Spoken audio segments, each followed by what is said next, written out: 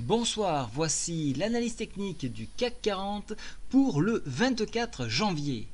Alors vous le savez, j'ai changé de cap, donc j'ai arrêté les CFD puisque donc on nous prend pour des vaches à lait. Donc maintenant je m'oriente plutôt sur les titres et ce qui a été fortement demandé sur le contact boursier.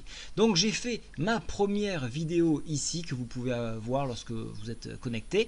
Donc les prochaines cibles avec des forts potentiels de rebond donc sur une sélection du compartiment B et C.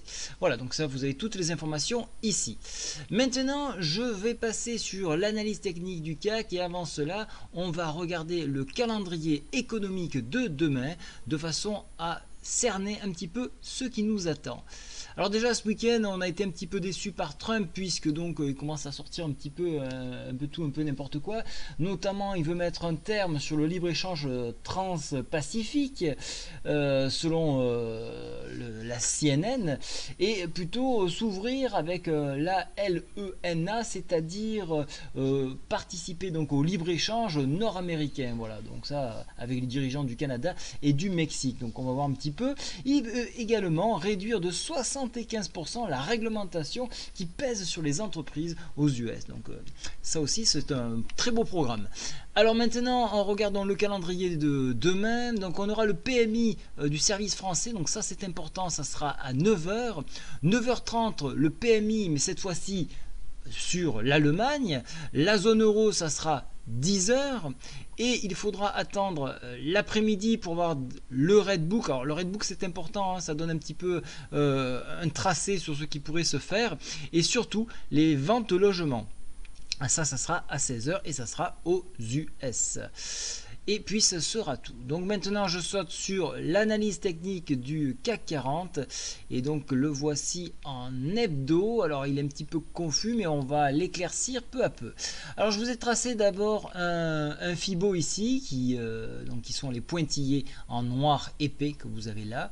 Je vais d'abord parler des indicateurs techniques et puis après je vais agrandir le graphique pour vous le commenter. Regardez donc les volumes de la semaine dernière, ils ont été conséquents, plus haut que la moyenne. Donc il y a de la pression à la baisse. Alors pourquoi il y a eu de la pression? Parce qu'il y avait l'intronisation de Donald Trump. Donc alors attention, cette bougie, elle peut être un petit peu trompeuse. Donc on verra la suivante, si elle est conforme à celle-ci. Et si elle est conforme, on aura vraiment un sens baissier marqué en hebdomadaire. Et donc les bears auront la main. Regardez maintenant au niveau donc de la MACD. La MACD s'écrase. Là, on est toujours en territoire positif, mais on commence de s'écraser. On n'a pas encore tourné, donc pas encore de signaux. Le stochastique, quant à lui, est en zone de surachat et donc il a besoin de refroidir. Donc là aussi, c'est presque logique d'avoir une baisse. Je saute maintenant et j'agrandis le graphique de façon à voir un petit peu plus clair. Donc on voit qu'on a enfoncé la semaine dernière in extremis donc la moyenne mobile 7 qui était à 4800. Alors la semaine dernière elle n'était pas à 4862, elle était à 4854. Donc on l'a enfoncé, on a ouvert avec un très fort gap en raison donc des discours donc de Trump. Et donc vous voyez que nous sommes exactement sur le retracement Fibonacci 4819 où nous avons un petit peu de mal. Alors si on arrive à rebondir dessus, à ce moment-là, on reviendrait au contact des 4862 qui correspond à la moyenne mobile 7 hebdo et par la suite revenir chercher le prochain support ici 4930 points. Sur enfoncement de ce retracement Fibo, il n'y a pas d'autre support qui puisse nous retenir si ce n'est le prochain Fibo qui lui se trouve à 4722. Donc attention à ne pas glisser ici, on pourrait très rapidement rejoindre ce support-là. Maintenant, je vais passer sur le journalier. Vous allez voir qu'il y a tout autre discours.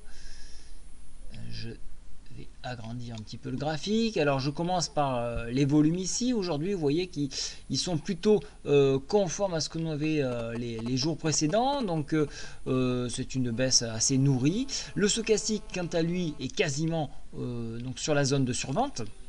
Donc on pourrait envisager un remont technique. Vous voyez que la MACD, elle, est constante et ne présente pas de signaux de retournement. Le PTI journalier, je l'ai réactualisé, il est à 4586. Alors j'agrandis le graphique pour voir un petit peu plus clair. Donc on a une toupie, c'est-à-dire une force équilibrée entre les vendeurs et les acheteurs. Donc on hésite à enfoncer le support des retracements Fibo 4819. Donc ça, attention, il y a un support 4814 qui est vraiment présent. Vous vous rappelez, c'était la zone de travail que je vous avais donnée la semaine dernière. Donc on est compris. Regardez, sur la bougie d'avant, entre la borne haute du support, c'est-à-dire 4852, et la borne basse, 4814. Comprimé dans cette zone-là, on attendra un débordement. Par le bas, ça se fera, et là, ça sera très dangereux parce qu'on peut aller très rapidement, comme je vous le disais, à 4722.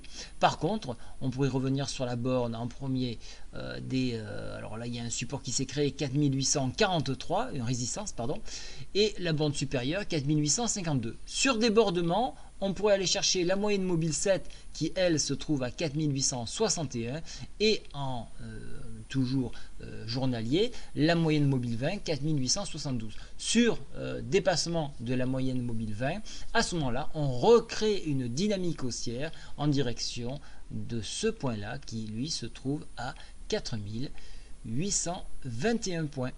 Voilà, donc pour ma part, cette indécision-là peut marquer un rebond technique. Donc on va regarder demain, mais s'il y a rebond, on pourrait jouer et travailler les points que je vous ai mentionnés juste avant.